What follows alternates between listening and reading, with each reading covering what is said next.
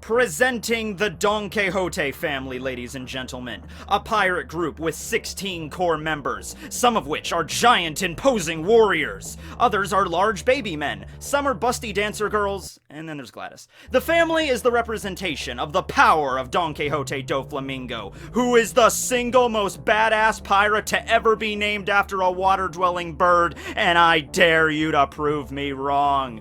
He fell from the heights of being a celestial dragon. Dofi then clawed his way back up to the top, and in the process amassed this mighty fighting force and conquered the entire land of Dressrosa, where he rules as the supreme king for all time. Until the Straw Hats showed up, and then he fell from grace, and now he's in level 6 Impel Down. But today, we take a look at each of their members and see what they're all about. Oh, this is gonna be a fun one. First video of the new year, guys. Do you smell that? That smells like a flamingo.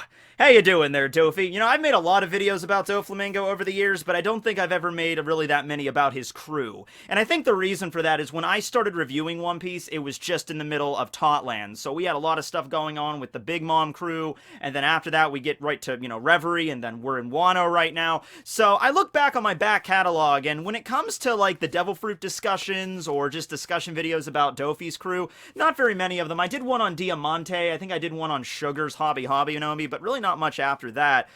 So today we're going to take a look at every single member of the Doflamingo family. I'm sorry, Donquixote family. See, here's the issue with this.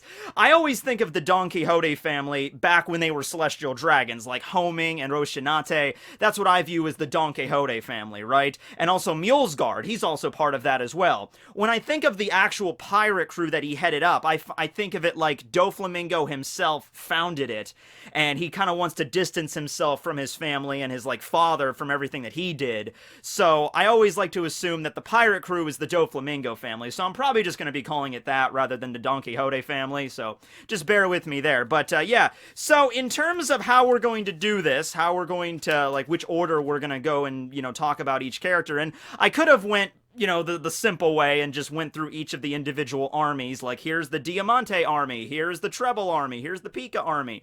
But that's not very original now, is it? No. The whole crew, the whole basis for it, as well as with the Beast Pirates, involves cards, right? So this is how we're gonna do this.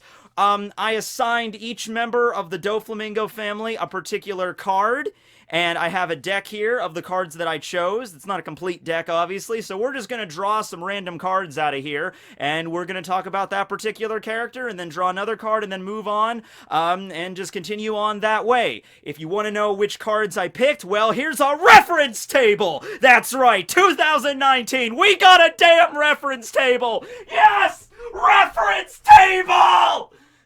If you can't tell, I'm trying to make Reference Table the new Geography is Everything for this year. So yeah, we're done with the Geography is Everythings. We're moving on to Reference Tables! Okay, so with that all being said, though, we got a lot of video to cover. I got something like 17 characters to talk about, so let's get right into it. The first character we'll be discussing in the Doflamingo family is the King of Diamonds, who is, of course, Senor Pink! Because, he's the Diamond, he's a fighter, he's in the Diamante army, but he's also the king. He's the true king. Alright, so that's a great character to start with, okay? Because Senor Pink, I think, had one of the best fights in all of, the lower quarter, with, all of the Straw Hats and the other members of the Coliseum fighting against the Doflamingo family. You had Luffy fighting Dofi himself, which that was the most metal fight, of course, but I think the one that ranks the highest out of all of those lower fights, that was definitely Senor Pink and Frankie.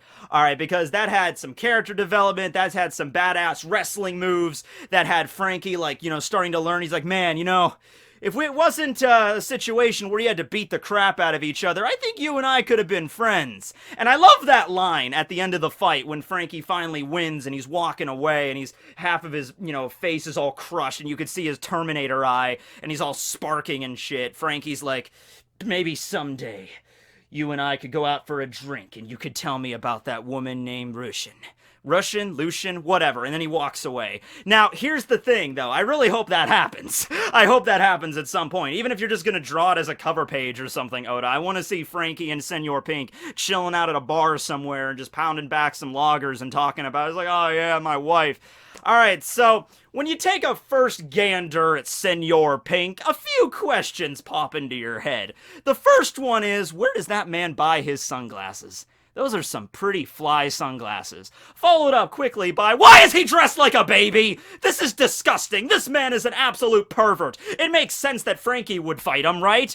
Now, listen, you know how Oda goes. If you're any fan of One Piece worth your salt, right? If you're getting up to this point in the story, Dressrosa, you should know at this point, like, Oda likes to do this crap. He likes to, like, let's introduce a character with a really weird, outlandish design, and everyone's gonna think, oh, that's a really weird kind of character, but then it's like, oh, yeah. Hold on a second, I got my tragic backstory reserve. I have a bucket over here with nothing but tragic backstories.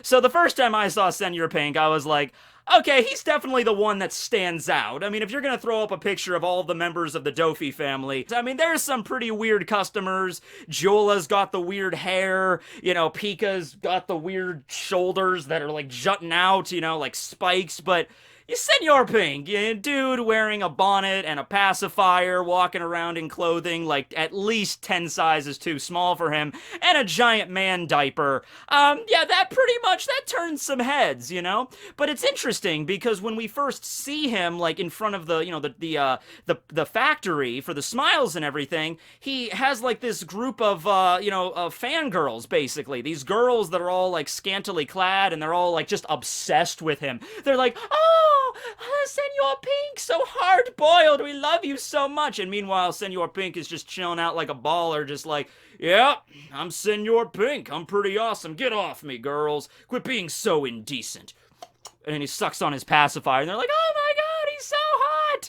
And it's like, alright, what's going on here, you know? Okay, so here's the backstory for Senor Pink. He wasn't always like that. He actually, you know, started off kind of looking suave. And that's the neat thing about the Doflamingo family just in general, is that because this arc is so long, I mean, every single tankobon behind me right now, there's like 10 volumes, is the entirety of the Dressrosa arc, okay?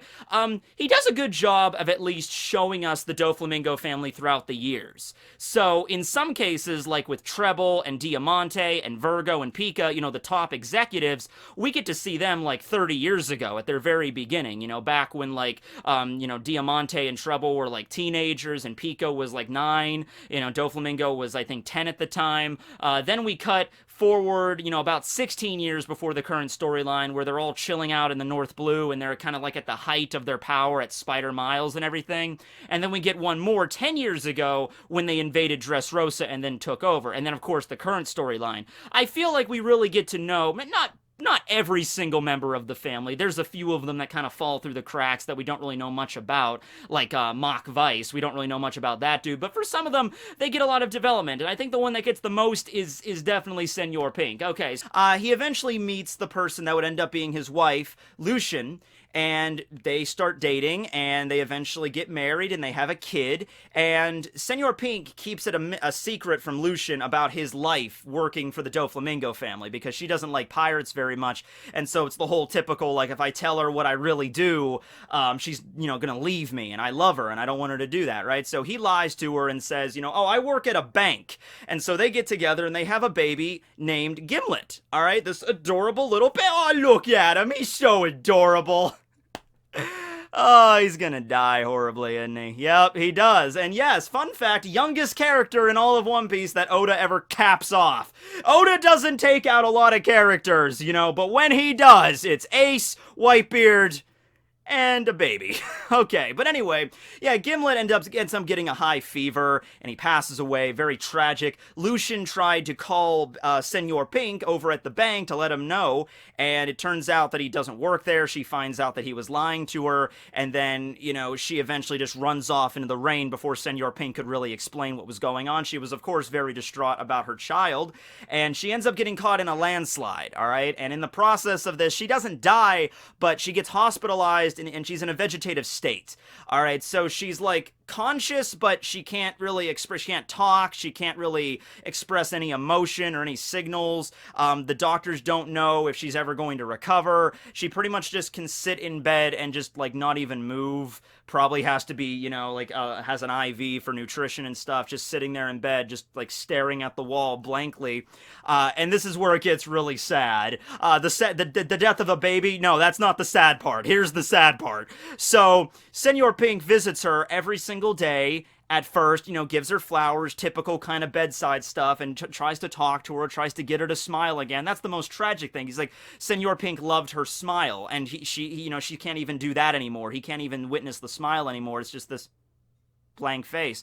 So one day, sort of just like as a joke, when he's visiting her in the hospital, he finds one of Gimlet's old bonnets, and as a joke, he puts it on, like, hey, look, Lucian, look, it's a bonnet. You know, Gimlet kind of looked like me, so I'm put on this bonnet, and okay, this is stupid. I'm a grown-ass man wearing a baby bonnet right now. This is goofy. I'm just gonna take this off. He looks over, though, and Lucian is smiling. Her corners of her mouth start to go up, and Senor Pink realizes this and is like, okay, because, you know, it's really sad, man, because it's like all she wants is to see her dead child, and because Senor Pink obviously is going to resemble their child, you know, he puts on the bonnet, and you can imagine, like, a little bit of her that's still conscious in that vegetative state, you know, her shell of a body, she's looking over and seeing something that resembles her child, and then that makes her smile.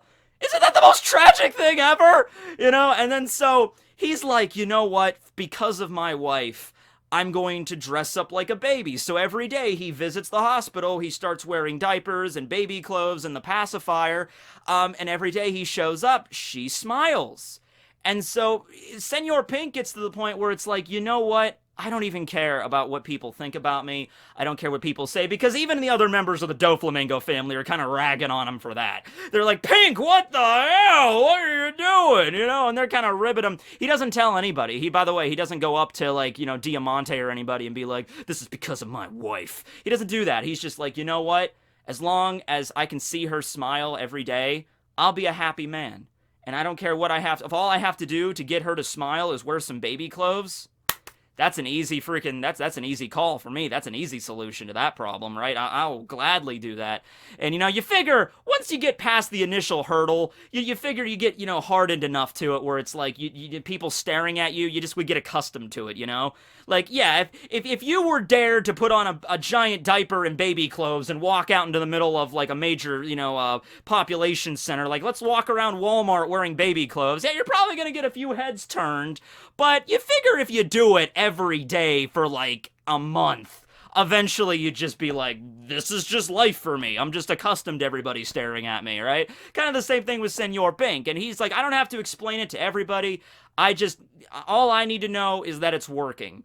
And the really sad thing about this whole thing, that to cap off the cherry on the sad Sunday, is that Lucian she died. She's apparently deceased right now, because at the end of the fight between Frankie and Senor Pink, he implies that, yeah, she's no longer with us. And yet he still wears the outfit. It's not like after she died, he stopped. It was like, oh, at least I could stop wearing that. It's just like, at this point, it's probably just like, this makes me feel close to my wife and my son, who are both no longer with us.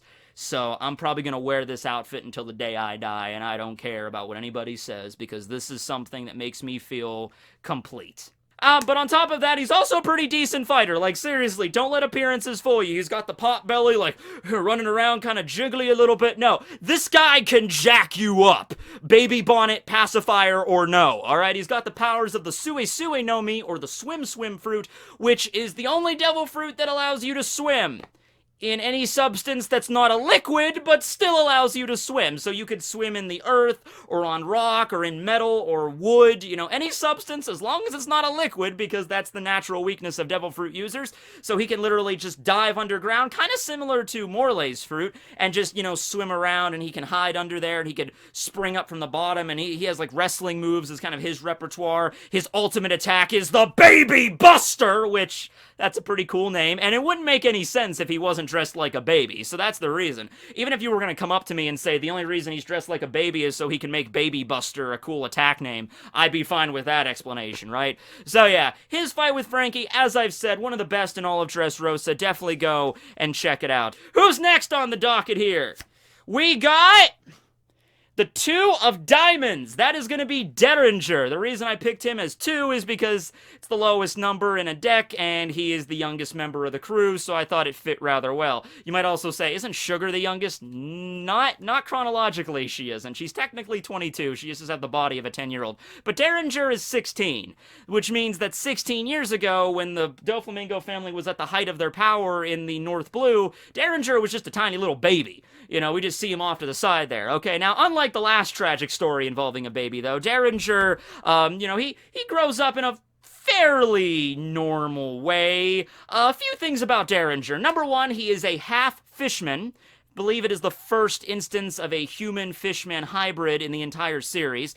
He's half fighting fish, which means he has some horns coming out of his head, indicative of fighting fish, and he also has the teeth. However, it's because, I guess, of his human nature, he developed, like, regular human teeth, but then whenever he gets a little bit agitated and he, you know, the bloodlust comes out because he's a fighting fish, he's kind of crazy, the human teeth will literally fall out, kind of like Arlong with his shark teeth, and then the teeth, the sharpened ones, will come in after that. He'll also get, his eyes will go red and ringy, and he'll be like, So Dellinger was raised pretty much by Jola growing up. Jola was essentially Dellinger's mom, and she raised Dellinger to be a little bit more feminine, which is why the outfit that he wears is a little bit out there. He wears like a skin-tight giraffe kind of patterned shirt and a Speedo, and he also walks around wearing high heels. Okay, man, you do what's best for you. Actually, the high heels are actually very effective. I don't know what those things are made out of, like solid steel or something, because one of his attacks is like just literally kicking the crap out of his opponents using his feet. And with those spiked heels, man, they do some damage. He almost killed Bellamy with those things, okay? If it wasn't for Bartolomeo stepping in with the barrier, right? So, yeah, now, Dellinger, his fight in the series was kind of short-lived. He was one of the ones that got taken out pretty quickly. Him and Buffalo. Buffalo gets taken out by Kyros before the start of the actual fights. You know, like, Kyros just shows up and just kind of cuts down Buffalo, and then that's all you get of him. Dellinger gets taken out by Hakuba, who is the alternate personality of Cavendish, right? So it's pretty much just like, I think he was fighting Blue Gilly or somebody, and he was giving him some, or Ideo, I think it was Ideo, and he was giving him some trouble there, especially after his fighting fish nature came to light, and he was getting very ferocious. Then all of a sudden Hakuba just comes out of nowhere and just shing, and Dellinger's like, and then he gets taken out and he drops. So yeah, his personality somewhat kind of feminine, and Oda states this is because this is how Jola raised him, so he has a lot of like expressions that are a little bit, you know, like contrasting to the other members of the crew, particularly somebody like, yeah, you know, like Machvise or like Pica. You know, Pica, well, Pica's not a good example because he gives the appearance of like, I'm this super tough gruff guy, I'm gonna break some heads.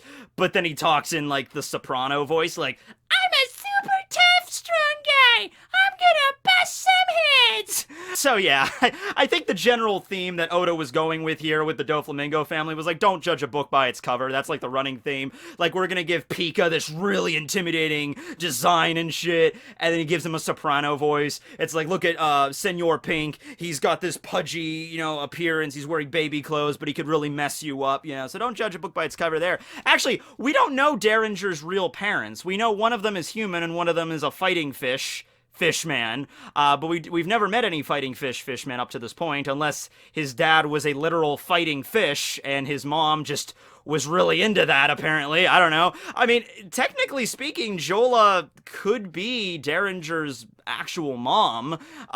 You know, I don't think Oda implied it like that, but I mean, I guess it's possible considering she raised him. You know, we don't know the circumstances behind his birth. Wait, they could have just found him one day, be like, oh, here's a half fishman human child just sitting on the banks of this, you know, random port. I'm like, okay, guess we'll take him in. You know, that's what the Doflamingo family's all about. You know, bringing in a bunch of orphans and, you know, like it's like the island of misfit toys. And that's an actually apt analogy because of Sugar's Hobby no Me. So let's say, hey, maybe we'll talk about Sugar next. Let's find out. Our next discussion is gonna be the Eight of Clubs. Who's the Eight of Clubs? I know who the Eight of Clubs is. It's Viola. And the reason I picked 8 for Viola is because if you take the number 8 and you turn it this way, it might look like the infinity symbol, but it kind of looks like something else, if you know what I mean.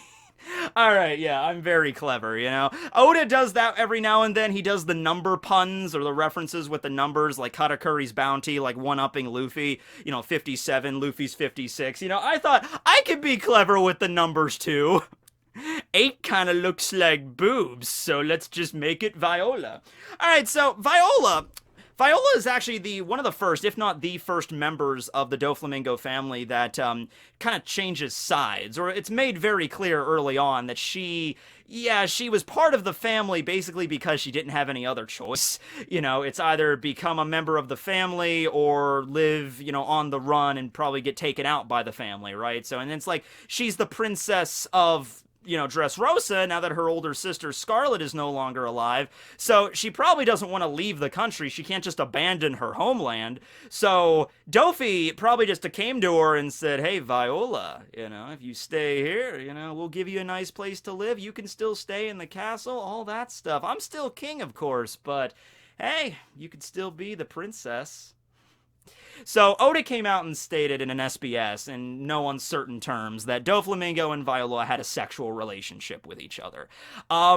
You can assume how that probably went. I'm assuming it probably went similar with something like, Dofi's the king and just like, hey, I'm here, I'll let you stay here and stuff. Maybe if you do something for me in return. I don't know if that's how it went. I don't know. Viola, maybe only she did it just for the sake of like, I'm gonna wait someday. We'll get together. I'll give you the night of your life, Doflamingo. I'll give you the night of your life 17 times. But on the 18th time, that's when the knife comes out. It's like, I'm just gonna give him amazing sexual pleasures until that one day where he lets his guard down, and that's when the knife comes out of my panties, and yeah.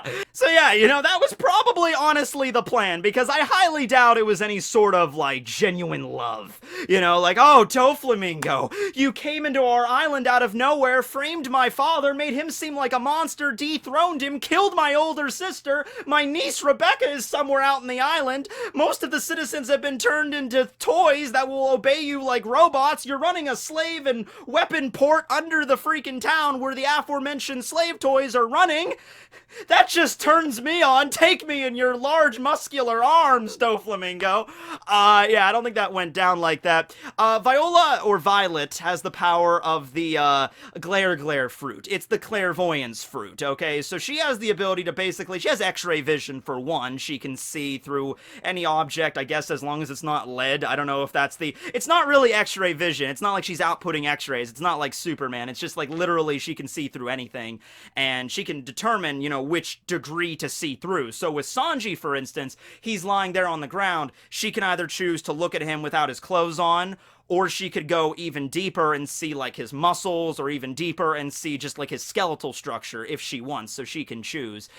She can also see very long distances away, which is great for, like, organizing battles and stuff. Like, she would be a great tactician. You could just, like, it's like, okay, the enemy is approaching at 3 o'clock. There are exactly, 15 of them coming this way. This is the kind of weapons they have. She even better than binoculars or telescopes, because it really does seem like she could see things, like, kilometers away with pinpoint accuracy, right?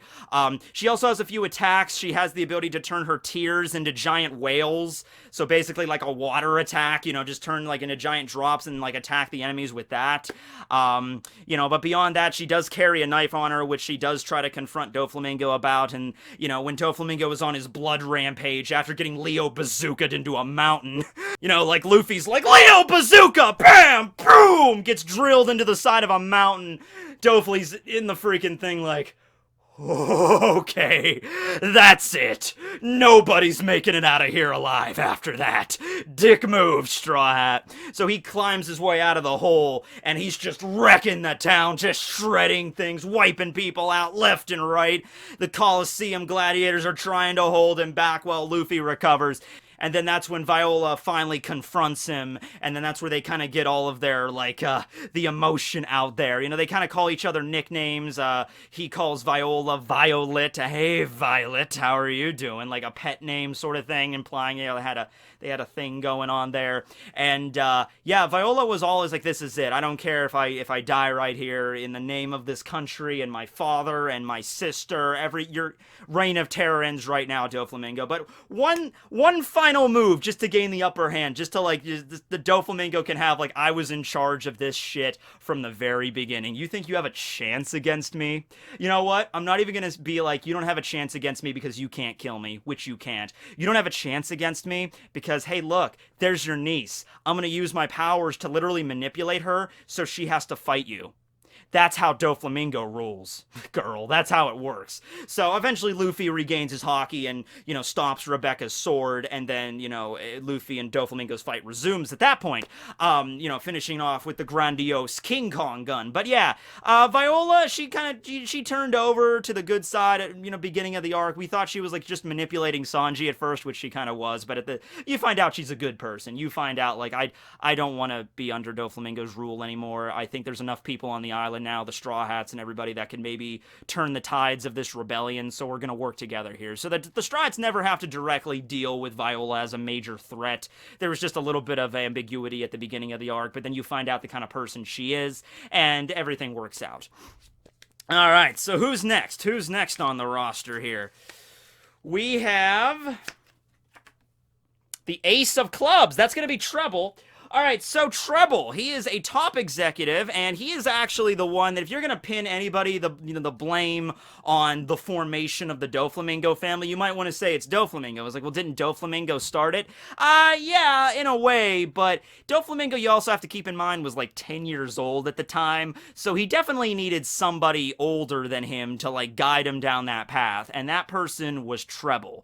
Trebol was the one. We don't know much about Trebol's, like, you know, his early days, but I could assume Trebol was a guy, he was growing up in destitution somewhere in the North Blue, and then he witnesses, it might have been something similar to the Stroizen and Big Mom thing. You know how Stroizen kind of witnessed Big Mom eating her, you know, her family, and then he thought, hey, I can manipulate this girl. And then that's how they formed the Big Mom Pirates. Might have been something similar to Trebol. You know, maybe Trebol witnessed, he was on the same island where Doflamingo was at, and he found out Doflamingo was a celestial dragon, and he found out that he had Conqueror's Haki, and he's like, hey, wait a second here, we can maybe get something going here, because remember, when Doflamingo and his father and his brother were up there being burned by the townsfolk, that's when he first awakened his conquerors. So after that whole event, maybe, you know, Trebol finds him passed out after using Conquerors, like, this boy has Conqueror's Haki, and he takes him away, and he teaches him about, it's like, oh, this is the power that you have within you. You can use this power. I will give you the tools necessary. And so Trebol presents him with a pistol and the Ito no Mi, and he's like, you can use these however you will, and, you know, me and my friends will all follow you. And Diamante was also there. He was 14 at the time. Pica was eventually added on. He was 9. He was a little younger than Doflamingo. And then Vergo's the same age as Doflamingo. He's 41 right now, and he was 10 back then. And so they form the Doflamingo family there. Doflamingo, of course, wipes out his father, and then Roshinade gets away and gets found by Sengoku, and then meanwhile Doflamingo begins the murmurings of this criminal syndicate that would eventually get built into the Don Quixote family that rules over all of Dressrosa. Okay, so you really kind of have to blame Trebol for that, because I feel like if it wasn't for Trebol, Doflamingo he would have grown up on his own. I mean, he wouldn't have had the Ito no Mi, but he would have grown up on his own. He probably would have become a pretty dastardly pirate, you know, even without Trebol. But Trebol was the one at the very beginning that put that idea in his head, like, no, you are a king. You are someone that can lord over others, and we will bow before you. Because that's what Doflamingo had when he was a Tenryubito. Any hopes of his father maybe changing his outlook on life, you know, maybe like if he just listened to his father a little bit more, that's all out the window as soon as Trebol gets involved for good, because he gives him the pistol that Doflamingo uses to kill his father. So that's the thing. And then he has the Ito no Mi at a young age. So yeah, that's the situation there with Trebol. He has the power of the Beta no Mi, which actually, fun fact, turns him into a beta fish. Zeta, we miss you. For those of you that don't know, I had a beta fish named Zeta who was voted best fish 2016 and 2017, but then he died. About a year ago, actually, right around now. So, Zeta! I need to get a new beta fish at some point. But no, the beta fish, the beta fruit, turns him basically into a sticky human. It's just like this sticky, gooey, viscous substance. It's not a Logia, though. It's like a paramecia, but it's a paramecia that allows him to cover his entire body with this goop. And so his actual body is actually rather emaciated. He's a very thin, scrawny looking dude with just like a giant head, like he's like a bobblehead, but using the power of his fruit, he can like put layers and layers of this goop to make him look like this towering, physically imposing kind of guy, right? It's also very handy whenever someone tries to attack him, because they're like going to try to punch him. They think they're punching him right in the gut. Even if they use armament hockey, it's not going to hit him because his actual gut is like this big and his body's like this big. So you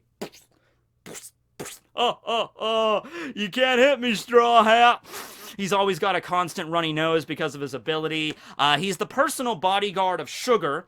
Sugar being kind of like the cornerstone of all of this at Dressrosa. If you take Sugar out, then the whole country kind of collapses because she's the one that has the power of the Hobby Nomi, which turned all of the citizens into toys. If she gets knocked out, even for a little bit, all of the toys will immediately turn back into humans, and Doflamingo, being aware of this, assigns one of his top executives, literally one of his most trusted people, probably like the most trusted out of everybody. Vergo was also ranked pretty high up there, but when it comes to like people that he can actually rely on, Trebol was like the first. So he's like, Trebol, I am giving you the most important duty ever. You will guard Sugar, because if she passes out for even just a second, this entire island gets thrown into turmoil, and I gotta go birdcage with this, so just make sure she's safe. And so that was the whole operation, you know, Operation SOP. We gotta take out Sugar, we gotta figure out some way to get past Trebol, and we gotta figure out a way to knock her out, and so, you know, it reverses her ability. And so, Usopp actually went up against him very briefly. He used that Shuriken Grass Star, which sliced him down, and you had a moment where Usopp was like, did I take out a top executive? I did it! But it's just because of the fruit, and there's actually been a way, it's like, well, wait a second, it still looked like he got cut up. It still kind of looks like it should have hit his body. I mean, it wasn't like a confirmation, like Oda didn't come out and say it like this, but someone did draw, like, what would be possible, like how Trebol could have avoided that attack. You know, if the Shuriken come and cut his body down, Trebol could have seen it coming, maybe he had observation, and at the last second, he could have scrunched his whole body up in the very top of his form, and then it just slices him, and then he could just reform and so... And true to that, with Doflamingo and Trebol kind of being, like, you know, the most trusted there, the final battle is between Law and Luffy versus Doflamingo and Trebol, with Law himself taking out Trebol as sort of like the second in command. So we can kind of view Trebol in that light. I'm sure that after a while, after Doflamingo became old enough to make his own decisions and he was like smart, he knew how to play the field and everything, Trebol stopped giving him advice. But in those early days, Trebol was the one that was like, hey, Doflamingo, here's the gun. Maybe you should go use it to go and take out this town and rule over this place, and maybe we could set this place up as our base. Probably something like that in the earlier days. But hey, I'm glad that Oda didn't do Trebol with, like, I'm the conniving second in command that's just trying to manipulate others. You know, like, I'm the evil king's advisor that wants to take power for himself. You think that trope is so easily played out, right? They didn't do that with Trebol. Trebol stayed steadfastly loyal to Dofi up until pretty much the end, and I could see Trebol even maybe viewing Dofi as his little brother, his son maybe, just like, because he gets really, whenever Doflamingo gets any kind of injury, like when Luffy red-hawked Doflamingo right in the stomach, you know, Trebol had them like, Dofi, no! You know, he's like really freaked out. He's like, no, you can't die, you can't lose, you know, so it's kind of like he really devoutly, like, at least cares about the dude, you know? So that was Trebol. Kind of disgusting, no kind of about it. Very disgusting kind of dude. But, yeah. Alright, so what's next? We got... we got the Queen of Clubs. And solely because of the appearance of the Queen on that card, I'm like, it's gotta be Jola. Doesn't the... I think the appearance is rather... I think it's rather uncanny, don't you think? Alright, so Jola... All fun and games aside, Jola is the single worst character in this entire series. She is horrible. There is not a level of hell low enough for someone like her. And do you want to know this grave sin that she committed that made me feel this way about her? She took Nami's boobs away. If I could invent a machine that could warp reality itself, something that could revolutionize this planet and send us into a new renaissance, I would use the first thing I would use that machine for. Instead, I could go to a different parallel universe where there was a cure for cancer, or there was a universe that was filled with nothing but rivers of Gallagher's lemon iced tea. But the first place I'm going is the One Piece world in the Dressrosa arc, and I am gonna make diggity damn sure that Jola, she knows what she did. Okay? You don't get away from that, alright? So Jola, she has the power of the Ato no Mi, which is a very abstract kind of ability. See what I did just now? Abstract kind of ability. I still hate her.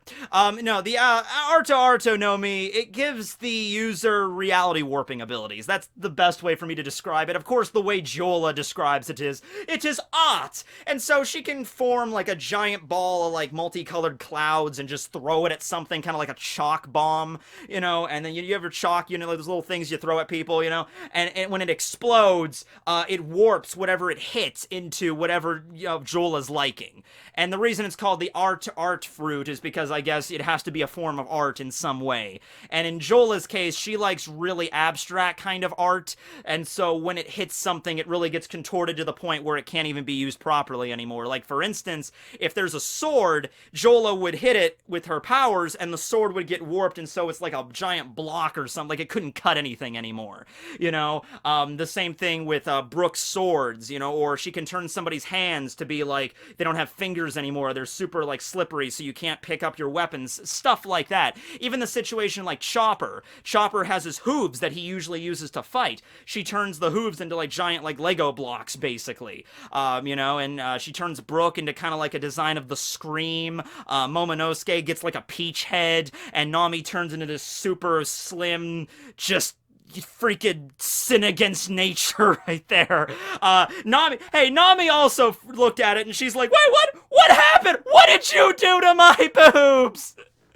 Now, you know, Jola, though, you know, she was easily defeated, because basically Brooke just, I know, because she's so conceited. She loves her abilities so much, and she loves her sense of art. She thinks of it so highly. She's basically like, oh, art is so magnificent, and usually people are like, your art sucks, and that's not gonna get anywhere. So Brooke came up with the idea, like, hey, Jola-san, I love your art. It's absolutely a magnificent, you know, it's the greatest discovery of mankind, is this art right here. And Jola is, of course, like, oh, you think so, Soul King? It really speaks to the iniquities of society, you know, that kind of stuff, right? And so Brooke kind of garners her favor, and then he's like, you know, I would really love to play a song here to really encapsulate the moment. Unfortunately, you turned my sword into, I don't know, I forget what she turned it into. It might have been a stick or something. She turned it into something. And Jola's like, oh, I'll turn it back for you right now. And so, of course, he has his, you know, his sword, Soul Solid, hit it inside of the hilt of the cane, and it's like, shing, slice, slice! Shing! And then that's how he takes out Jola. She comes back later on in the arc. She's going to actually use the powers of Mancherry, the heal fruit, in order to recover all of the, you know, the injured members of the executives. And she's like, oh, that's not a good thing, because if you use the heal power and get the executives back, we're not going to win this, because we gave everything we had to take them out, and they get revitalized like that. We need to figure out some way to stop her. And it's actually Leo is the one that actually takes out the second time. That's Leo's fight up against Jola. One of, I think, the weaker chapters out of all of Dressrosa. Oh, it's the Leo chapter! Yeah, a lot of people were really excited for that. And he's fighting against Jola. I'm like, oh, that's fantastic, right? But anyway, Leo uses his Stitch fruit powers, which is actually, what is the main difference between Leo's Stitch fruit and Doflamingo's Ito no Mi?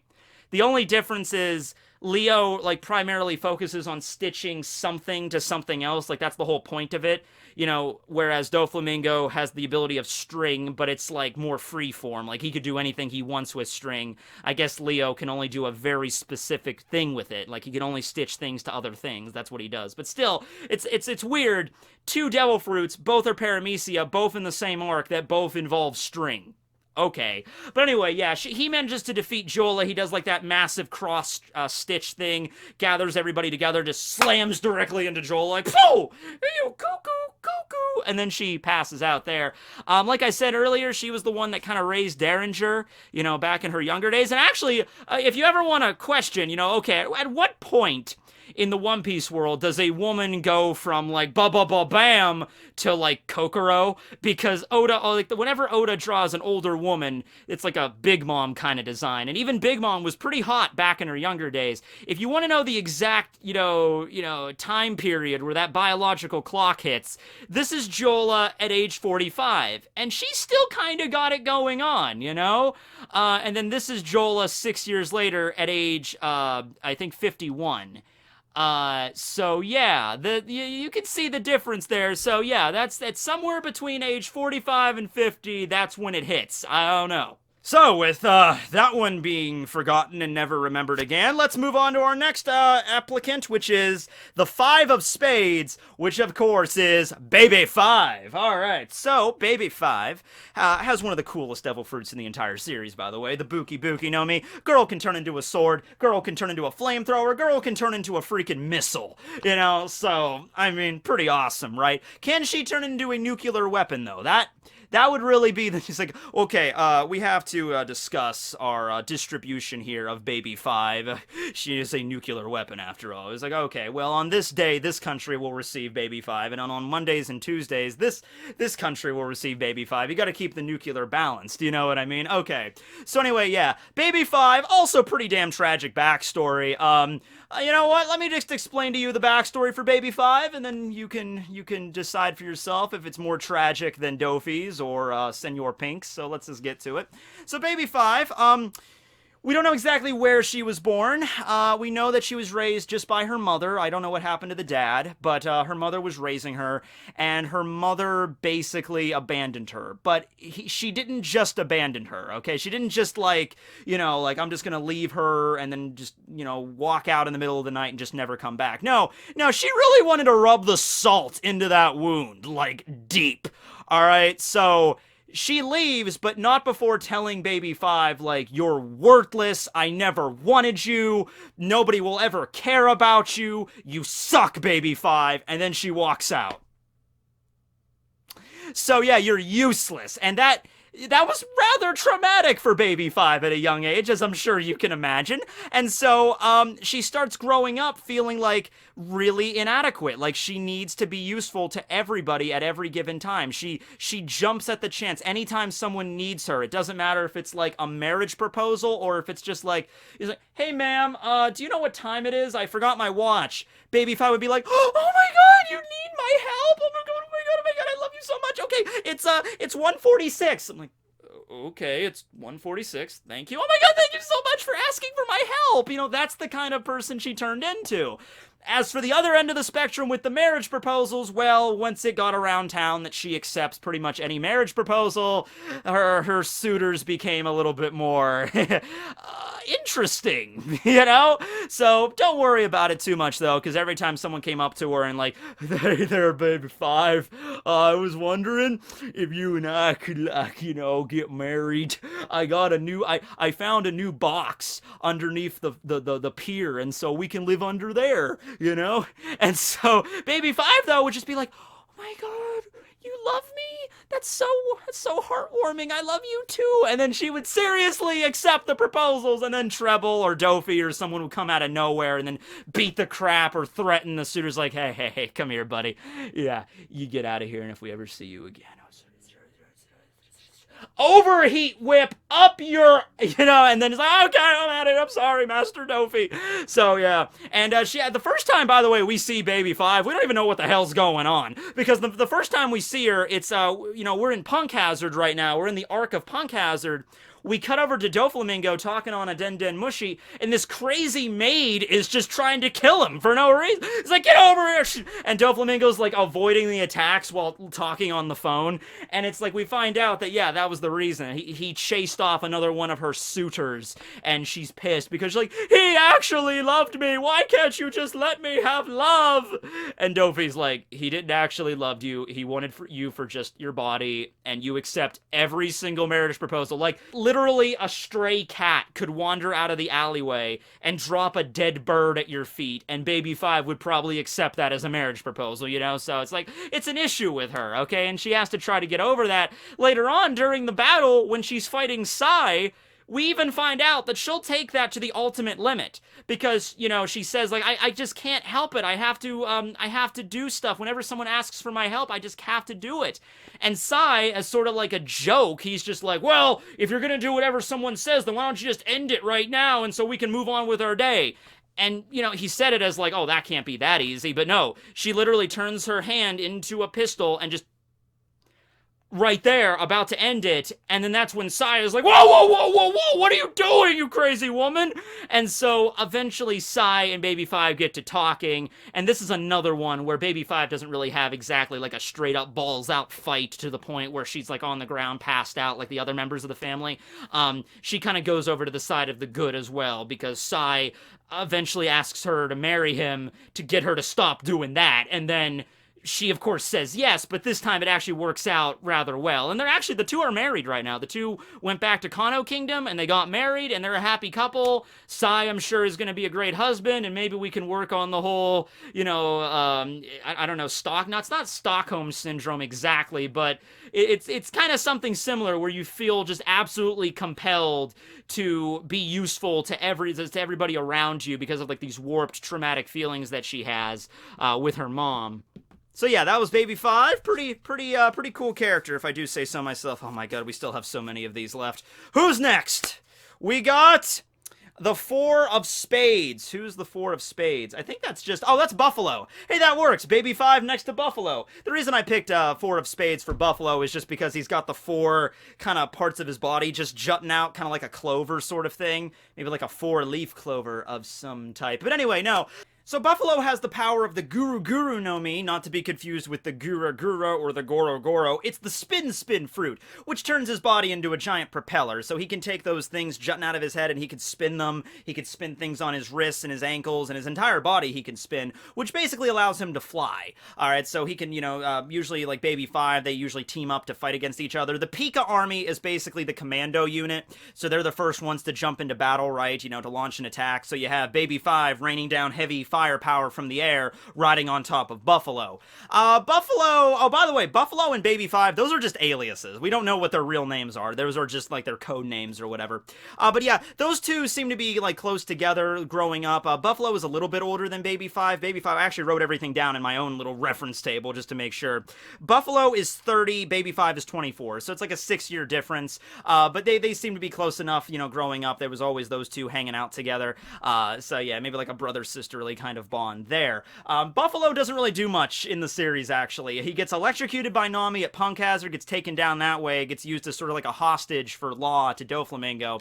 And then later on, during the actual arc, he doesn't show up very often, and in actuality, he is the first, like, executive to be defeated. That doesn't, like, not including, like, Viola, that goes over to the other side, you know, like, Kyros just takes him out before the main fight even gets started, and then that's when Doflamingo erects the bird cage, and then the fights get started properly, you know, so Buffalo basically just gets taken out, and we don't see him again until the end of the arc when all of the members of the family are being restrained and tossed into, like, the paddy wagon, so to speak, and get taken out. So he didn't die, but yeah, he doesn't really do much in the actual fight. I think his point was just like, oh, let's show him at Punk Hazard. Granted, he has the ability to fly. That might cause some problems to a lot of characters that aren't capable of flight. Maybe he could have been used for reconnaissance, like, alright, Dofi, Dacian, I'm gonna fly around Dressrosa and give reports back to the battlefield, Dacian. Yeah, he always says Dacian at the end of that's his quirk, you know, whatever. Okay, so that's Buffalo. Not really much to talk about him there.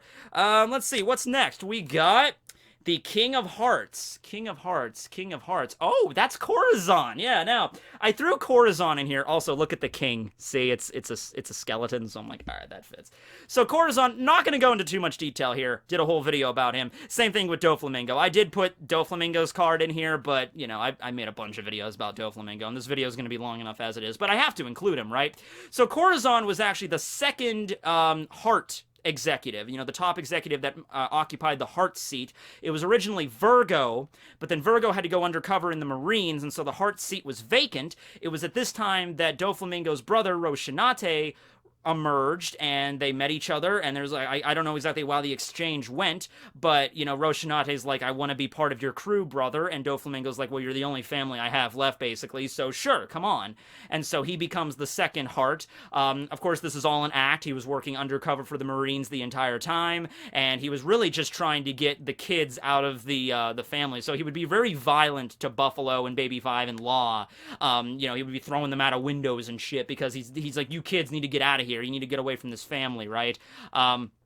Eventually, he reveals his true nature to Law, and the whole thing about the Will of D, and he has a devil fruit, and he's working for the Marines, and he turns out to be a pretty stand-up fella, because he had a completely different life than Doflamingo did. He was growing up in the Marines, and Sengoku was essentially his foster father, and he was trying to take down the family. That's the whole reason he was there to begin with, right? So, he tries to help out Law to cure the Amber Lead Syndrome, takes him all over the place, kind of acts as like, I've said he's an older brother figure to Law. Some people have said he's more of the father figure to him. I could see it both ways. The way I look at it is Law still had a father. It wasn't like Law's father was abusive to him or anything. You know, Law had a good father. Law's father also was a surgeon. That's the whole reason Law knows all about stuff, being a surgeon, being a doctor. It was because of his dad. But then his dad, of course, you know, got taken out in the whole Flevens incident. And so, you know, he was an orphan at that point. But he was like, you know, 10 years old or something. So, you know, I view Roshinate Corazon as more of the big brotherly, you know, figure to Law, but if you view him as a dad figure, that works too, I guess. Like I said, I made a whole video focused on him, so you can go check him out, but I wanted to include Corazon in here because he was technically part of the family. I guess I also should have included Law at some point, but I've done way more videos about Law. I've done a video, I think I did 3 separate videos just on his devil fruit alone, plus a discussion video on him. I think we're covered with all the bases on Law. He's a badass, we all know that. Alright, what's next? We got the Ace of Diamonds. That is Diamante, also known as Steven Tyler. Yow! So Diamante, he is the head of the Colosseum and the head of the army of fighters in the family. It's actually the largest one. He has 4 executives working under him. Pica and Trebol only have 3 executives working underneath them, and then there's nobody really working under... The heart seat is kind of difficult because it's like, it's never really shown in its full power, and we'll get to that when we get to Vergo, but, you know. Anyway, yeah, so Diamante has the power of the Flutter fruit, okay, which gives him the power of flags. Like, I don't... Flag! Now, it sounds like a lame power, but it actually does do some pretty cool stuff. He can take, like, a giant mace, for instance, this huge mace, and he can turn it into basically cloth, a little fluttering little flag, and he can fold that mace up and put it in time on, like, a side of a little, you know, pocketbook or something, and then he can just pull it out and just pop!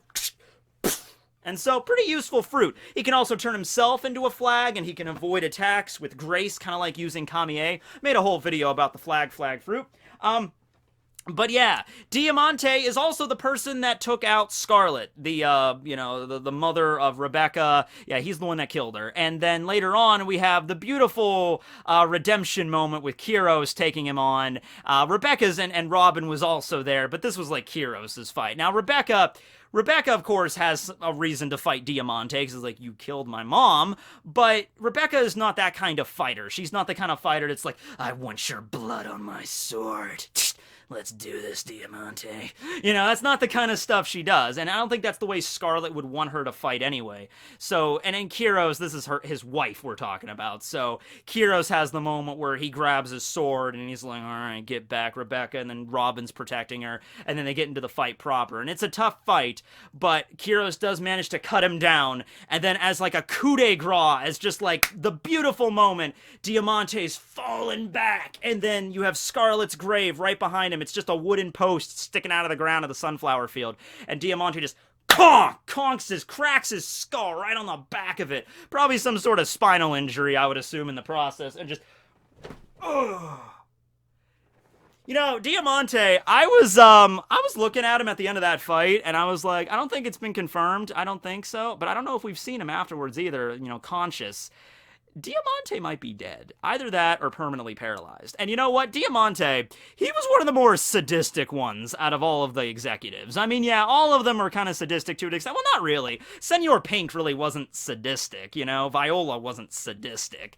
Even Baby 5 really wasn't, you know? She wasn't, like, you know, taunting her opponents constantly and making fun of, like, them, like, losing loved ones or whatever. Diamante's that kind of douche. Diamante's the kind of guy, like, he walked out in the final round of the Coliseum because he's the head of it all. It's Burgess, Rebecca, Bartolomeo, and Sabo. Lucy. Against Diamante, and Diamante walks out to that rockin' musical number, and he's like grabbing the microphone. He's like, yeah, let's do this. He walks out into the front, and he's staring at all of the competitors. He looks at Rebecca, and he's like, bang. You know, kind of like, you know, hey, yeah, I'm the one that killed your mom, and guess what? I'll probably end up doing that to you by the end of the day. So that's how that goes, you know? And I think he even personally goes to the sunflower field knowing that Rebecca's gonna end up there. He's like, it's like he's getting like a sick pleasure out of it. So yeah, Diamante, he's one of the more messed up ones out of the entire family. You know, he's really reveling in it. You know, even Pica and Trebol. I mean, Trebol got pretty creepy at times, and Pica was just annoying, if we're being honest with ourselves here. He was annoying to Zoro, he was annoying, you know, but when it came to Diamante, he was the one that was really like, you know, you need to cool it, bro. You're getting a little bit too sadistic here. But anyway, next up we have the Ace of Spades. All right, cool. Ace of Spades. So just getting all the top executives out of the way. That is Pica. Pica, I think, is the least developed out of all of the top executives. We find out a lot about Trebol and Diamante. We see them in the backstory with Doflamingo. Now, Pica is there as well, but Pica's a lot younger than Diamante and Trebol. He's, like, even younger than Doflamingo. In this scene right here, Doflamingo is 10 years old and Pica is 9, right? So, wow, that's a pretty buff 9-year-old, but it's the One Piece world, you know what I mean? So, yeah, Pica, we don't find out about his past, any traumatic moments, during the Battle of Dressrosa. It's not like Diamante, where Diamante was the one that took out, Scarlet. We don't have any, you know, things of Pica doing anything in particularly, you know, evil, you know, nothing like that. I mean, he was part of the whole thing. You know, there's the blood of a lot of people on his hands, but we don't have a lot of that stuff, like, in particular, you know, anything actually bad that he did that really piques our interest in particular. So, as I stated, Pica's little quirk is that he's this huge muscular dude, giant shoulders that don't even look physically possible. Like, he had to wear some sort of brace to get his shoulders to be like that. Giant spikes jutting out. Okay, he had to have extra bones transplanted into him to make that work. But anyway, it doesn't matter.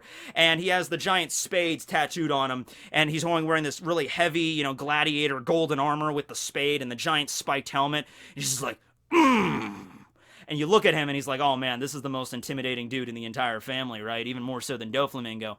Then you hear him speak, and he has a very high soprano voice. It's like, okay, everybody, this is what we're going to do today. The Straw Hats have invaded Dressrosa, and I want my spade army to gather at the West Gate.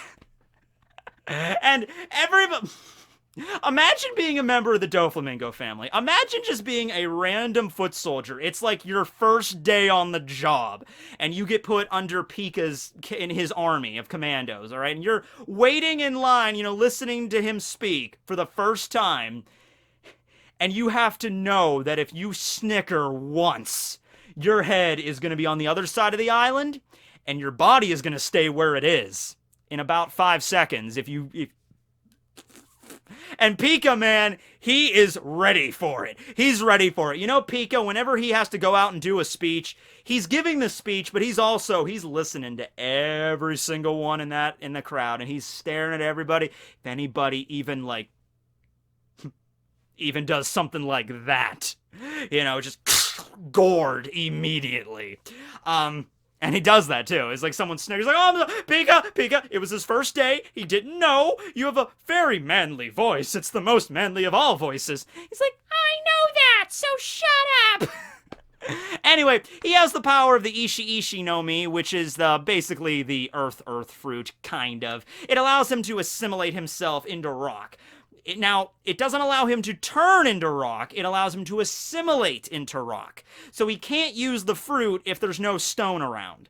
Alright, so, yeah, it's the stone fruit. I called it the earth fruit. I guess that's not really accurate, but it kind of is. In a certain circumstance, if he's in a place that has a lot of stone, then it really does look like he's coming straight out of the earth, you know? Like he's just made out of stone and earth and stuff. But if he was in, like, a desert, or if he was in the water, most devil fruit users are, you know, not very useful anyway, but if he was, like, let's say, fighting in an area of ice, or, you know, the snow or the blizzard or something, he wouldn't really be able to use his ability at all. Alright, now, he was more annoying than anything, because Zoro fighting him, like, all you have to do is figure out where the true body is inside of the stone, and then cut down the body, and then you're good. But because he can literally turn himself into the size of a mountain, you know, when he's that freaking big, it's kind of hard to find where the real body is. And Zoro is slicing and dicing, and even if he slices the body straight in half, it's like, then one half of the body will still stay alive, living stone, and the other half will go dead.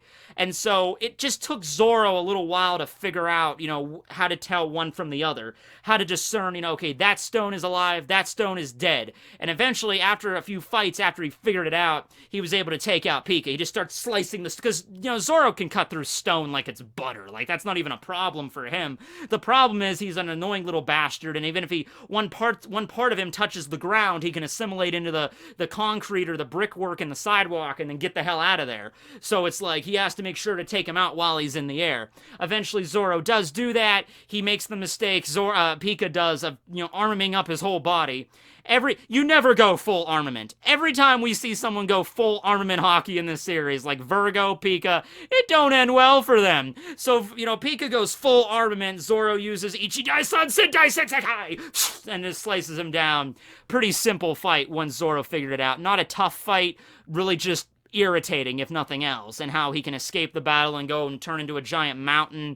There was the time Luffy, grizzly magnumed his face, and his face just exploded, you know, and it's just like this headless mountain that's just standing there. So it was a cool ability. A lot of neat aspects to it. It's just, Pica just reminds me of like an annoying boss in an RPG, where you go to fight him, and then right before you deliver the final blow, he has some stupid-ass move that allows him to escape the fight, and you have to fight him again, and then again, and then again, and then again, and then again, until you can finally defeat him. That's what Pica reminds me of. But hey, just for the sake of his voice, pretty funny character. Alright, we're getting down here to, how many do we have left? We still have 7. There's a lot of people in this damn crew. Alright, who's next? We got, the 10 of Diamonds. 10 of Diamonds. Who was the 10 of Diamonds? The 10 of Diamonds was... Oh, that's Machvise. I picked that because ton sounds like 10. So, ton! So, Machvise, he is probably, I would say, the least developed out of every member in the crew.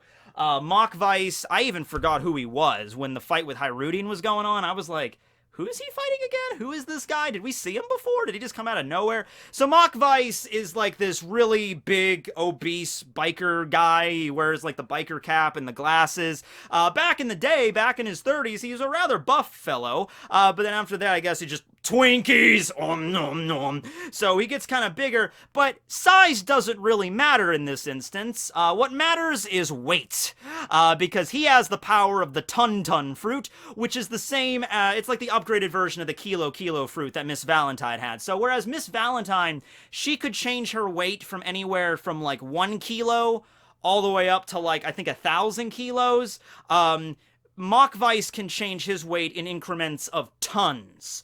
And I don't know how high it can go. I think the highest we've ever seen him go was 10,000 tons. Now, 10,000 tons. I don't know if That's like 2 million pounds. You are aware of that, right? Like, that's a ridiculous, like, amount of weight. Okay, 10,000 tons, right? So he was fighting Hyrudine, who's a giant, and you might think like, oh, I'm a giant, I'm going to fight this little man. But Machvise, he has this giant, like, metal plate on his back. It's sort of like a manhole cover, but it's way bigger than that, like this giant clover-shaped manhole cover thing. And he, in conjunction with his powers, he literally just jumps up in the air like a sumo wrestler, like about to deliver like a giant body slam, and then he takes out this metal plate and, like, increases it to, like, 10 tons, and then boom! Just falls out of the sky like a freaking meteorite and just crashes into the opponent. And remember, mass times acceleration equals force. Did I get that right? Is it mass times acceleration equals force?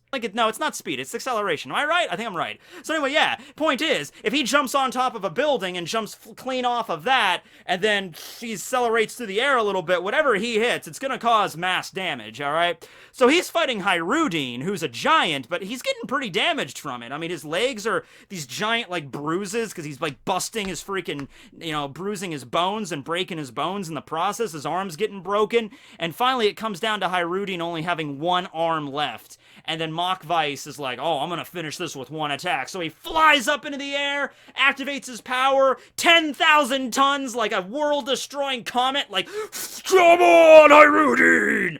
And Hyrudine uses the ultimate attack, Gungir! And it's basically just a badass punch, but it's a Norse badass punch. It's a Viking punch. So he just slams right into the plate, right into Machvise, who weighs 10,000 tons, over 2 million pounds, just BAM! And in the anime, it's a horrible scene where his, like, every bone in his body gets destroyed. His arms, his teeth get popped out of his jaw. You got his legs that are just cracked and broken, but he does manage to succeed, and he launches Machvise into the sky, and he hits the freaking birdcage and just gets shredded in the process, like, and then he falls, and that's how he was defeated. But beyond that, we don't know anything about his past. But yeah, that fight, that was a pretty good manly fight. You know, Machvise got a lot of body hair, you know, like, I'm gonna bring you down. So it's literally this hairy man versus giants. So, you know, I think it made it work, right? Machvise. Okay. He'll put you in a vice. Yeah. Alright, what's next? We got the 10 of clubs. I think that's Gladius. That's the only person left in the club category, so that's Gladius. Okay, hey everybody, Tekking here with a quick correction. I mixed up two of the cards. You knew that was going to happen at some point, even with the reference table. I mixed up Gladius and Sugar's cards. So right here, the 10 of clubs, that's actually Sugar's card, but I mistake it for Gladius for some reason. So we're going to be talking about Gladius here, and then later on, actually the very last character we're going to talk about, that'll be Sugar. I apologize. I need to really work on my reference table knowledge, but yeah, I mixed up the whole thing, so sorry about that. I don't think I could think of anything clever for Gladius, so I just picked 10. All right, Gladius, you know, he looks cool, doesn't he? He kind of has like the steampunk armor thing going on. He has a cool hairstyle. He's got sweet goggles, a mask. Here's what he looks like without the mask, actually. We've seen him without the mask before, but it's like, he looks cool, don't he? Kind of like an assassin sort of dude. So he has the power of the Rupture Fruit, which allows him to expand any part of his body or anything that he is directly touching and allows it to pop and explode. So if he goes up to a, let's say, a window, and he touches the window, the glass will begin to swell, and then it explodes, and then shards of glass, like shrapnel, fire off everywhere. That's his ability. He has it done with his hair. He has his hair pop up and then explode, and his hair is actually, like, coated with poison. They're like poison needles, actually. And so when they rupture, you know, anything that gets hit by these get paralyzed. Gladius is a cool character. It's just, they don't really do much with him. He fights against Bartolomeo, which is a cool fight. I like the fight with Bartolomeo. It's just, looking at the design, I thought we were going to get more from it. You know, I thought we were going to get more. Like, what's this dude's backstory? I mean, Machvise, I mean, whatever. He's a big muscular dude with a biker cap. Who cares where this guy came from? But you see this dude, and it's like, okay, there's a story here. You don't just, and look at, this is an image when he was a kid, because Oda has drawn all of the executives when they were children. By the way, Chibi Machvise is pretty adorable. But also, this is Gladius, you know, like, okay, something happened. happen. He was raised in maybe in an assassin family. This guy could be like Killua from Hunter x Hunter. We just don't know. But yeah, I liked his design, the whole steampunk look at first, and we finally got to his fight with Bartolomeo, and, you know, his fruit was neat. It's just that Bartolomeo defeats him with the barrier ball and everything, and, that was it. We don't get anything more from him. A lot of people actually, this is actually kind of funny, in his first appearance, he was wearing like a hat very similar to Sabo's hat, like the Oliver Twist kind of thing, and so that led people to think that Gladius might actually be Sabo. And then it turns out that he wasn't Sabo, but Sabo did end up reappearing in Dressrosa. That was funny for a lot of people. But yeah, that's Gladius. I don't have anything else to say about the dude other than the fact he looks really cool. I'd hang out with him. Okay, that's a lie. I wouldn't. Can you imagine going into a restaurant and it's like, oh man, all the seats are taken. I was like, well, there's one seat at the bar we could have, but Gladius is sitting right next to you, like drinking. Like, you get on the bar stool and you're like, I'll take a beer, please. What? No, nothing. Nothing. I wasn't looking at you. You want to go? No, I'm good. Very intimidating kind of fellow. Short temper, that to be expected. He has the power of the rupture fruit. Oh, that's Gladius, man. Could have done something more. Bring back Gladius. That's the thing. If you were going to bring back any member of the Doflamingo executives, not including Doflamingo himself, not including like Baby 5 or Viola, because they've already come back in one way or the other. If you were going to bring back one of the enemies, you know, make it Gladius. I think there's still a story with Gladius, you know? Okay. Next up, we have the Queen of Hearts. That is going to be Monet. All right, so the heart category is a little interesting, and the reason for this is because it goes through a bunch of different top executives. Like Vergo was the first top executive, but then he went overseas to start being a Marine, and then you have Corazon that became a heart, but then he got removed from it because he was a double agent, but then Vergo took back over. Vergo has never been someone that was like based in Dressrosa. He was somebody that went like to other places, you know, and working for the Marines. He eventually attained the rank as a vice admiral, so he was pretty busy doing that for most of his life, right? You know, working for Dofi. Dofi and him are the same age, and it seems like, along with Trebol, but Doflamingo seemed to like, yo, Vergo, you're my close friend. Thank you very much, old friend, for all your hard work. So it's like those two were kind of like, you know, partners in a greater sense than the other members of the crew were. So, yeah, Monet, though. Monet is the executive that works directly under Vergo, and she works for him at Punk Hazard, and they eventually get to meet Caesar, and then Law shows up, and then she gets turned into a harpy, a happy harpy. No, she's pretty awesome. She's got big personality. So there's that. She's a snow woman.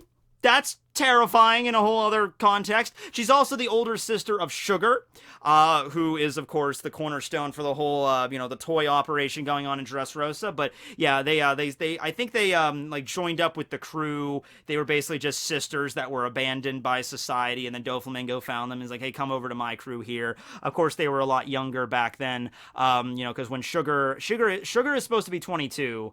Monet, I believe, is 30. Yeah, Monet is 30, so she's 8 years older than her sister. But because Sugar, you know, ate the fruit, she's stuck as 10 forever, but she should be 22. So Monet got actually killed by Caesar by accident. Wasn't intentional. He was trying to stab Law's heart instead, but Caesar ended up grabbing like this old like piece of like scrap metal in Punk Hazard, and he was about to take out Law, but it was in fact Monet's heart he swapped out earlier, and then Monet ended up biting the big one there. This has led a lot of theories, like what happened to the Yuki Yuki no Mi? What happened to this really powerful Logia fruit? Maybe it got reincarnated on the Sunny in one of the Mikan trees that Nami has? It's possible. I don't know. Maybe. They just never noticed up until now. But yeah, Monet is most certainly deceased, and she's one of the executives that gets taken out earlier because she gets taken out on Punk Hazard there. But yeah, I liked Monet. She fought against Zoro. That was a fight more just to talk about how badass Zoro is than anything else, rather than Monet. Monet just drew the short straw there. That was like, okay, you're fighting against Zoro post-time skip. You know, to really show us, you know, how much he's got, how stronger he's gotten. Because Hyozo didn't really show us too much, but, you know, he's like, Great Dragon Shocks! Like, he intimidates the crap out of her. That's how he wins the fight. Ugh. I would be intimidated too. Hey, can you wait? I can't wait to see the Great Dragon Shock attack that Zoro did, but with armament hockey added to it. That would be beautiful. So next we have the Ace of Hearts, and that is going to be Vergo. Okay, Vergo. So Vergo, I just got done saying this, so that actually works rather well. Vergo, best friend with Doflamingo there. His little trait that he has is he always has food stuck to his mouth in some way, shape, or form, whether it doesn't matter what it is, if it's a spoon, or a hamburger patty, or pancakes, or bread, doesn't matter. There's always something that manages to get stuck to his face. He does not have the power of a devil fruit, but he does have incredibly enhanced armament hockey, to the point where, you know, Doflamingo was hyping him up. Like, Doflamingo was kind of his hype man at Punk Hazard. Like, he was talking over the Den Den Mushi, like, there's no way you could ever beat Vergo. Remember when he beat the crap out of you last time? And Vergo has, like, a bamboo staff, and he enhances that with hockey, and then he enhances his whole body with it, like, super buff armament hockey, and he's like, kind of like the Incredible Hulk sort of thing. Man, a few words, Vergo. And then he just proceeds to beat the ever-loving crap out of Smoker and then eventually Law. But a Law proves to be like, I trained as well, and I managed to actually get stronger than him, and he uses his powers to, you know, separate all of Vergo's body parts and, like, staple him to a freaking side rail and talk to him that way. And so Vergo also is deceased because he was caught up in the explosion at the Sad Tanks and Punk Hazard and everything, and Doflamingo had that, like, that last, you know, speech with him, like, you know, thank you for being so loyal to me all these years, old friend. And Vergo was like, absolutely, sir. And so they could tell they all both went out very loyal. Yeah, Vergo is also the one that discovered the whole thing with Roshinate, which was a very, very sad scene, because it was a scene that's like, they're gonna get away. Corazon and Law, they're gonna manage to get away, because Corazon gives them that, like, give this to local Marines, they'll know what to do. And it's like a coded message. And then Law's running, he's like, oh my god, he's bleeding out, what am I gonna do? And he sees a Marine, and he runs up to him, he's like, please, Mr. Marine, you need to help my friend, he told me to give you this. And he looked at it, he's like, it's a coded message, and it's freaking Vergo. And he reads it, and he knows who they are, and he beats the crap out of Corazon, and he dies, and he beats the crap out of Law, but Law manages to get away. That was such a hard. He's like, oh, it couldn't have been any other Marine. It couldn't have been any other Marine. It had to be freaking Vergo. Okay.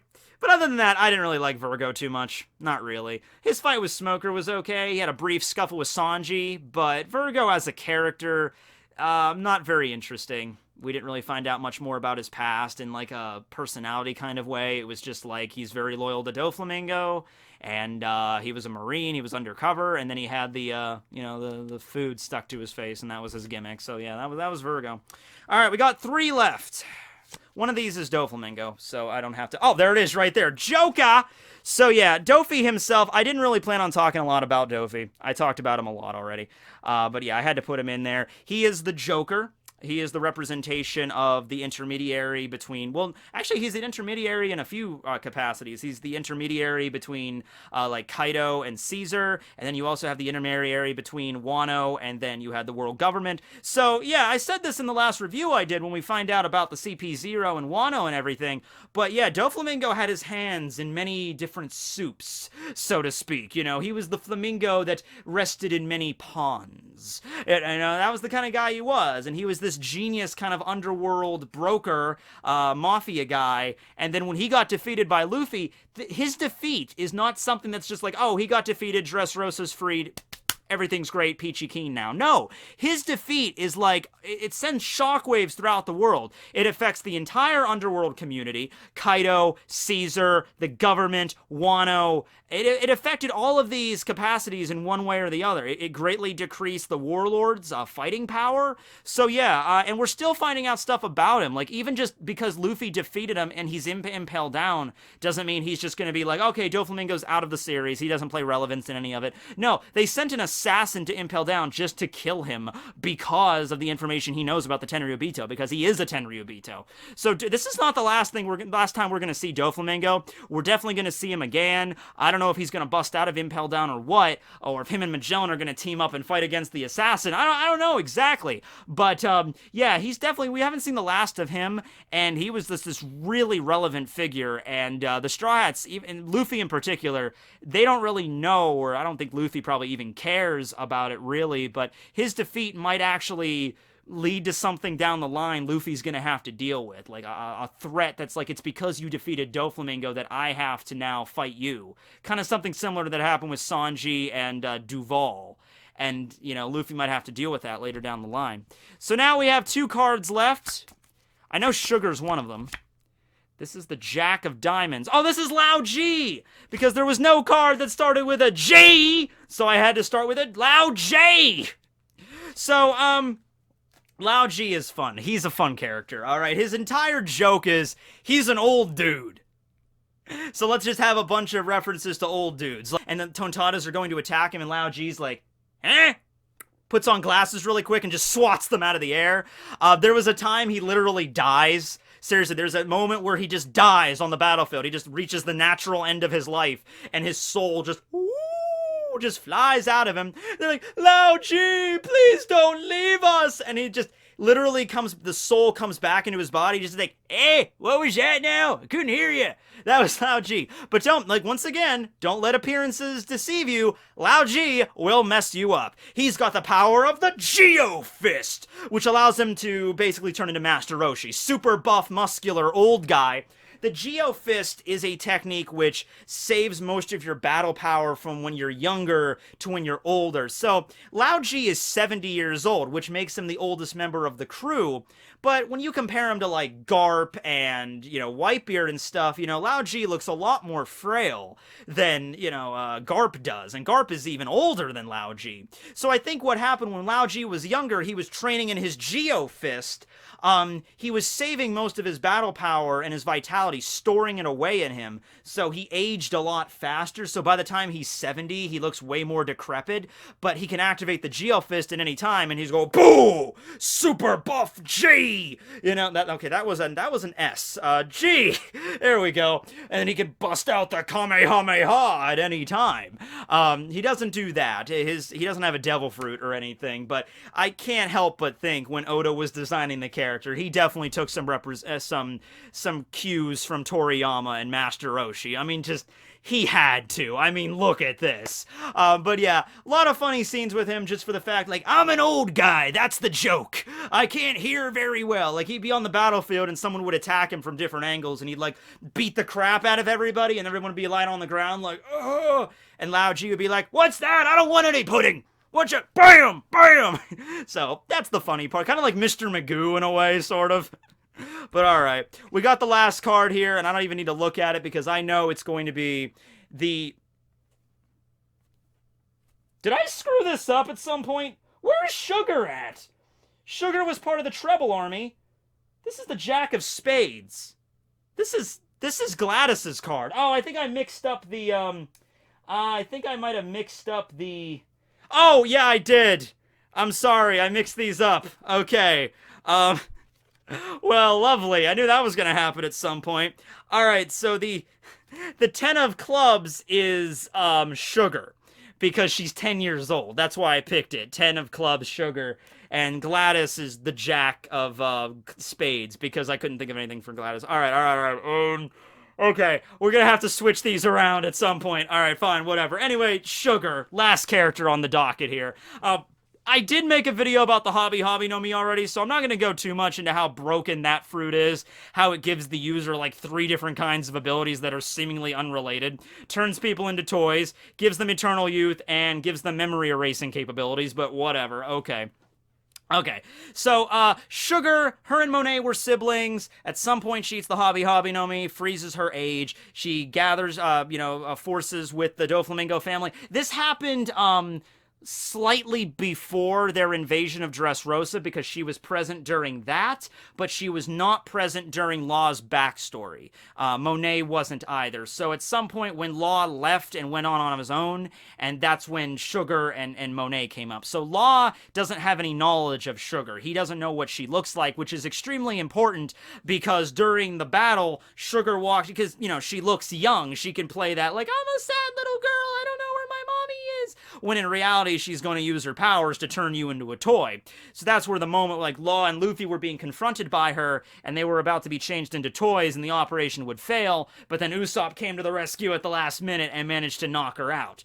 Twice in this arc, as a matter of fact. And this is certainly, right here, ladies and gentlemen, right here, this is where gods are born. This, right here. So yeah, Sugar. Other than that, very bratty kid. I'm thinking because her age was halted, even though she might be chronologically 22 years old, she still has the mentality of a child because she never grew up out of 10 years old, so she's just stuck like that. So she didn't really develop the same way as you naturally would, and so she just stays as kind of like a spoiled, rotten kind of child. She's a little bit more articulate, but not like an insane delivery. It's not like she's a genius or anything.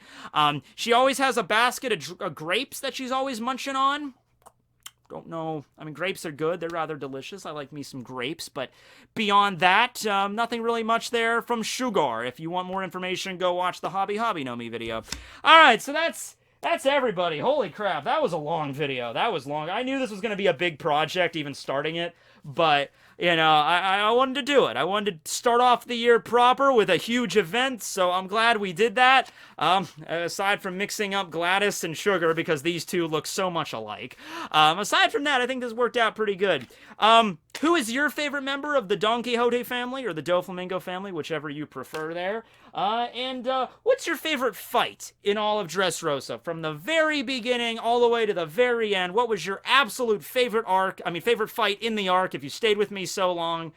Oh, man, this is going to be fun to edit. But thanks everybody for watching. 2019, starting the new year with a bang. And next up, I think I'm going to start the Grand Fleet series. I think it's a good time to start that. So we need to start figuring out the order, and maybe I'll have like a fun little wheel to spin or something, and then we'll get to talking about the Straw Hat Grand Fleet next.